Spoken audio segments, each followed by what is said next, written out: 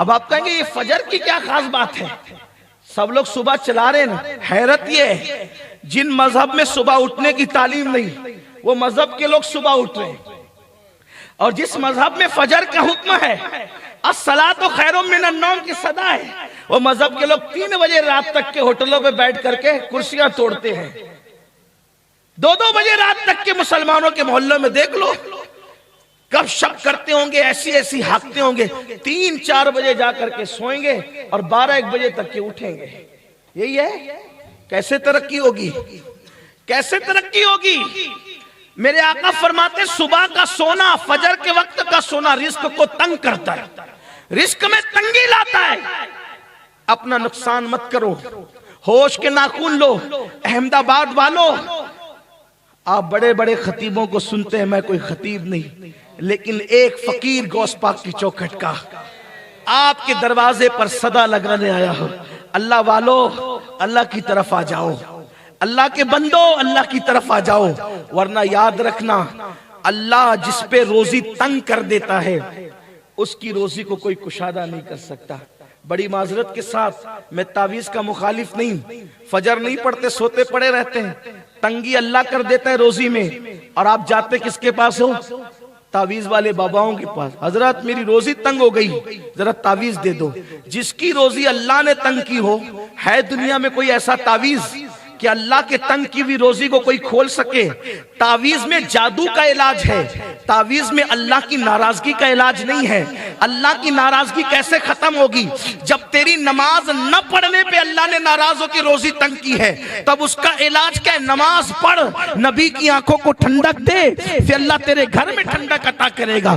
नबी की आंखों को ठंडा कर, नमाज का तोहफा भेज। आका फरमाते हैं जुइलत कुर्रतु ऐनी फिस्सलाह, नमाज में मेरी आंखों की ठंडक है। एक बार मुसलमान नमाजी बनकर तू देख, फिर देख तेरे कैसे वारे न्यारे होते हैं। वल्लाह तेरे घर में रोजी बरकत बरसेगी, रहमतों का नुज़ूल होगा, तेरे बच्चे तेरे फरमा बरदार होंगे, तुझे नेमतें मिलेगी, तुझे बरकतें मिलेगी। अल्लाह तुझे इतना नवाजेगा कि तू रख रख के भूलेगा।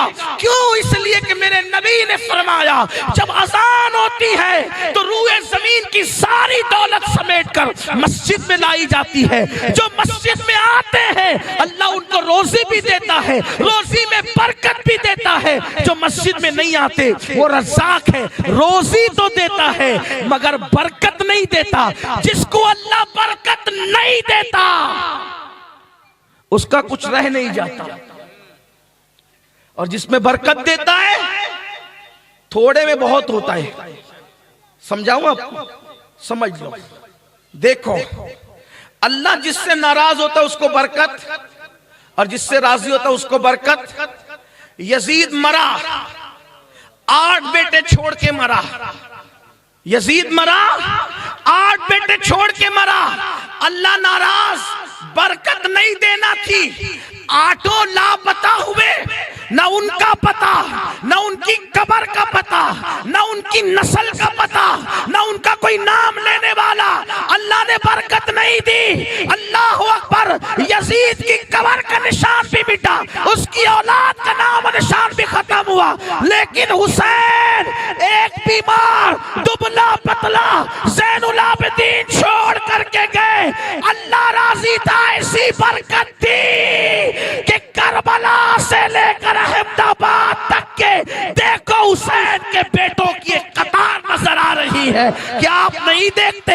एक ज़ैनुल आबिदीन में बरकत थी, बाकर उसी से आए, जाफर सादिक उसी से आए, मूसा काजिम उसी से आए, अली रजा उसी से आए, हजरत तकी उसी से आए, हजरत नकी उसी से आए, हसन अस्करी उसी से आए, बगदाद के जिलानी उसी से आए, अजमेर के खाजा उसी से आए, अहमदाबाद के शाह आलम उसी से आए, सरकार कुतुब आलम उसी से आए। देखो अल्लाह ने बरकत दी। एक छोड़ा था, एक में बरकत कितनी। अल्लाह बरकत दे तो कयामत तक कोई खत्म नहीं, हुकूमत भी खत्म नहीं कर पाए।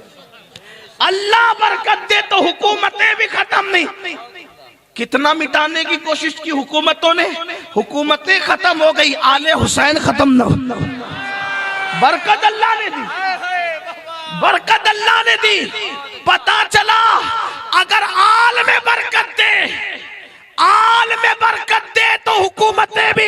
नहीं कर सकती। हुसैन ने सजदे में सर दिया तो अल्लाह ने आल में बरकत दी। तुम सजदों के पाबंद बन जाओ, अल्लाह तुम्हारी माल में भी बरकत देगा, तुम्हारी आल में भी बरकत देगा। आप कहेंगे क्या माल मिलता है? माल मिलता है। मैं कहता हूं नादान, अपने नबी का फरमान पढ़। अल्लाह के रसूल ने फरमाया जब बंदा सजदा करता है तो खुदा और बंदे के दरमियान के सारे पर्दे हटा दिए जाते हैं। अरे जब सजदे में खुदा मिल जाता है तो कायनात की कौन सी नेमत नहीं मिल सकती।